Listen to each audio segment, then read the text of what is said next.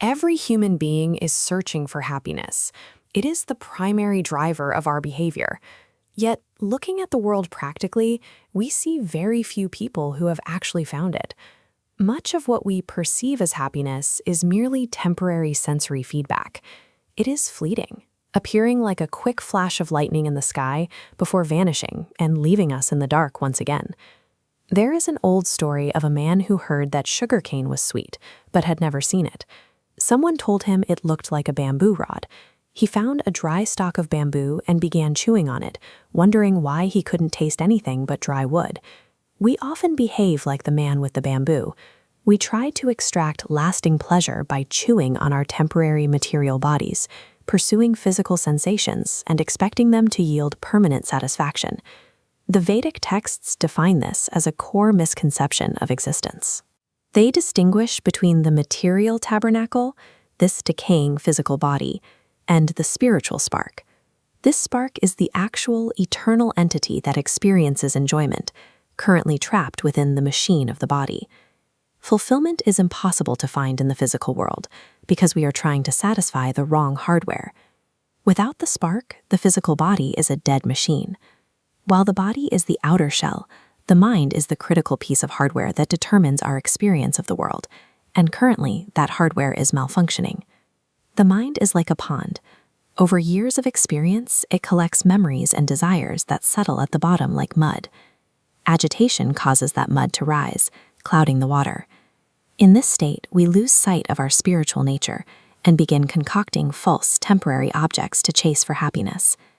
This text passage describes the individual as a passenger in a chariot.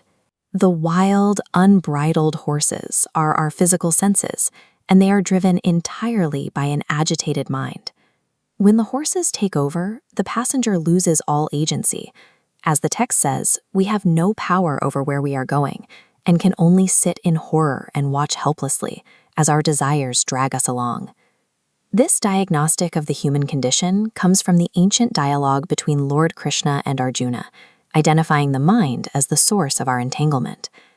Without a deliberate system to bypass this chaotic, unbridled nature, we are doomed to be dragged endlessly through an ocean of misery. The Sanskrit verses shown here detail the determination required for the technology designed to fix this glitch, the process of yoga. Yoga is a disciplined system for forcefully withdrawing the mind from exterior material objects and bringing it back under the control of the self.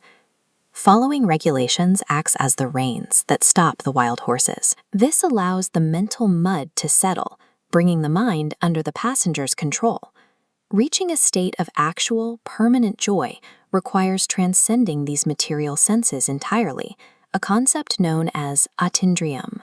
Mastering this mental technology is the non-negotiable prerequisite.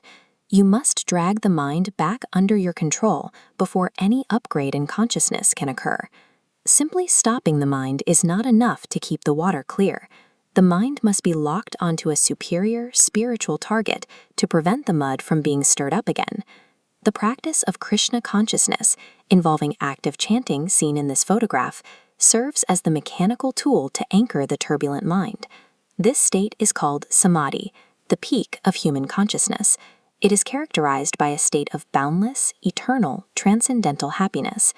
Once a person tastes this spiritual sugarcane, former achievements like wealth, fame, or beauty appear flat and tasteless. The man finally stops chewing the bamboo. This internal shift creates an unshakable core.